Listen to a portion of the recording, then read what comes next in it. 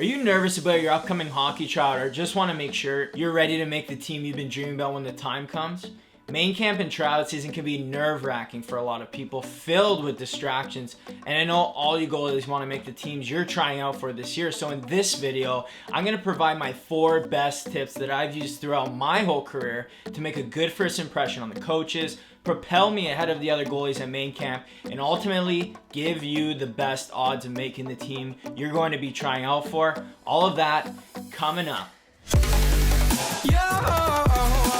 Hey goalies, I'm Mike Santaguida, and here at Goalie Hacks, we provide tips, hacks, and strategies on how to become an elite goaltender faster. So if you're looking for pro advice, drills, and training videos from an active professional goaltender, consider hitting that subscribe button so you don't miss out on any new videos. But today I'm going to be breaking down and showing you exactly my secrets that I've used time and time again to make a great first impression. Coaches propel me above the competition at camps and show coaches they should pick me over the competition. And I'm telling you guys my approach so you can avoid the anxiety and nerves, feel confident both mentally and physically going into camp so you can focus on the most important thing when you get there, which is just stopping the puck. And by the way, make sure to stick around to the end of the video as I'll be providing a bonus tip and something I use to help me stay focused and concentrated during tryouts to propel me to success. But for now, let's get into the video.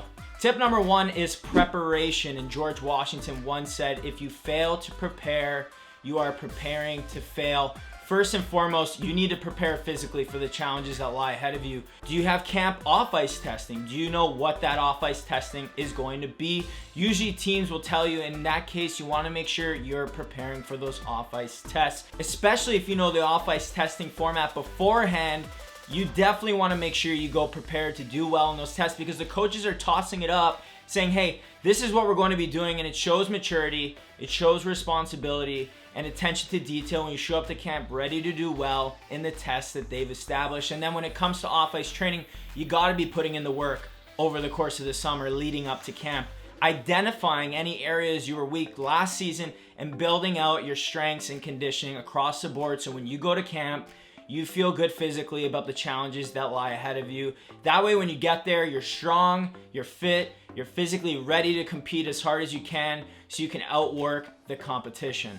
And by the way, if you guys are interested in some off-ice exercises that will get you ready to play when tryouts come, just click the card in the top right corner to watch a video on my personal off-ice training routine. Tip number 2 is distractions, and distractions are easily the biggest downfall for goaltenders when it comes to tryouts.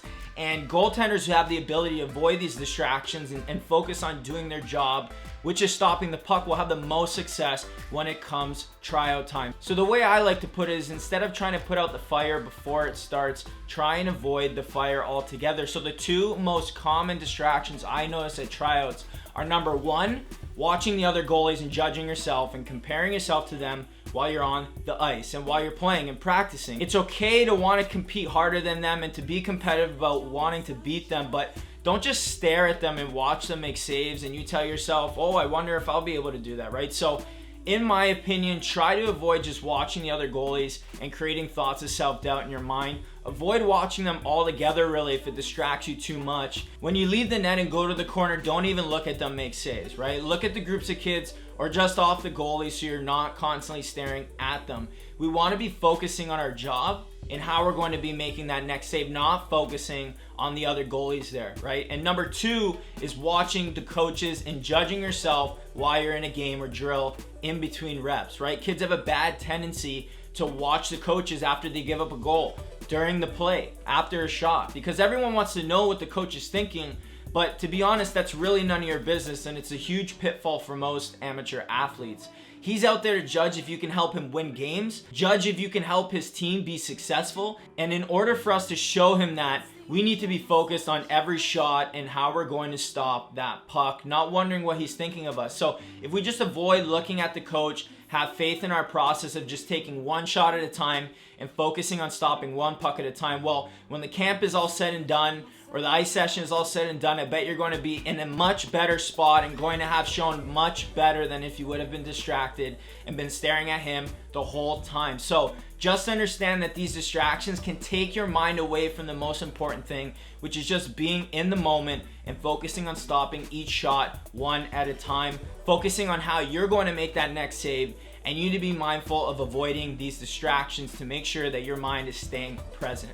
Tip number 3 is temperament and leadership, and we absolutely want to have good body language both on and off the ice. Be positive with your teammates and make the other players around you better, right? Coaches want goalies with good composure, and most coaches even consider these days good goaltending, composed goaltending, to be the backbone of great hockey teams. And without a composed goaltender, it's unsettling for the team through good and bad times and leads to a lot of volatility on the ice. So coaches want to know you can handle adversity. Coaches want to know you can push through challenges and find ways to overcome them, and that you have a willingness to find solutions to problems. And having a calm, cool, collected temperament, even when things go bad, shows confidence, it shows leadership, and it shows maturity and mental stability that you can't be shook. That in itself leads to confidence and morale within a team. And then from a leadership standpoint, coaches want goaltenders that make the other players around them better. So you see your teammates make a good play, make a good pass, make a good defensive play, give them a tap on the shin pad. Say, hey man, great play, or hey man, that was such a good defensive play, great job. Reward your teammates with positive verbal communication. Not only will that make them want to play harder for you and work to support you, but the coaches will notice that you're giving the players around you confidence and you're being a leader and lifting guys up and acknowledging them when they do good on the ice. Those actions lead to confidence, which leads to better results during contests typically. So before we jump into our final tip, we want to just ask our question of the day. And so we want to know, what do you do or use during tryouts to help you eliminate distractions and stay focused? Let us know in the comment section below. And hey, if you guys are getting value out of this video, then make sure to hit that like button on the way down to the comment section. But for now, let's jump back into the video. Tip number 4 is compete. Compete. And I can't stress this point enough, and I'm so passionate about compete level. And I see so many coaches talk about compete level. So many coaches watch your compete levels and willingness to find ways to win and willingness to be the solution in a game instead of relying on the rest of your team to get the job done, right? Coaches want goaltenders who lead from behind, take the reins, and will their way to victory. Coaches want goaltenders that can find ways to win when they're playing well and when they're having a tough day, right? Coaches want goalies who play with heart, they play with passion, and they want to be there and compete for the team around them. And coaches ultimately want goalies that are out there to win and to find ways to win, and competing on every puck, in every rebound, in every play during skates and games demonstrates that you're there to play hard and to try and win. At the end of the day, tryouts comes down to showing the coaches you can help them win games more than the other goalies, right? So most coaches will look at your compete level and say, that guy's a warrior, that guy's a fighter. I want him on my team because that energy and that drive to win will not only give us a better chance to win because he cares to compete, but it'll also make the players around him better and give the team energy and confidence. So make sure when you get to your tryouts, you're competing as hard as you can, no matter what the situation, the odds are. Now, the bonus tip of the day is to just focus on one shot at a time. Now, this might seem cliche, but think about your tryout in the form of just one rep. If you had to go out there and the whole tryout was just based on one shot, all you had to do was stop that one shot and make the team, and that was it. Well, that's what we're doing. We're playing each shot as if that shot is the one that's going to help us make the team. We focus on what we need to do to stop that one puck, and then we rinse and recycle that process over and over all camp long. Try and be the best at your current rep. Once that rep is done, you move on to the next rep and focus on doing that rep the best, right? So by only focusing on one shot at a time, it allows us to be in the moment, as people like to say, and we piece by piece, one shot at a time, slowly focus on the process and just being where our feet are, not getting ahead of ourselves, not letting our mind wander to the past. When we do this, camp typically flies by and your results typically end up being very good because you were constantly in the moment, doing what you needed to do in each moment that came as the tryout progressed. That's the key to tryouts. Treat the tryout like it's just one shot, and then just constantly recycle that process and pour your heart and soul into every shot you face like it's your last. Now, when it comes to high pressure situations in goaltending where it's a big tryout, a big game, or just a big week because maybe somebody's coming to watch you, There's a lot more to discuss when it comes to the mental side of goaltending. So if you guys enjoyed this video, I actually have another video on how to approach big games. And this is an extension of what we talked about today. Or click the Mental Goalie Hacks playlist here to see several more videos on mental hacks you can use in high pressure situations to propel you to victory.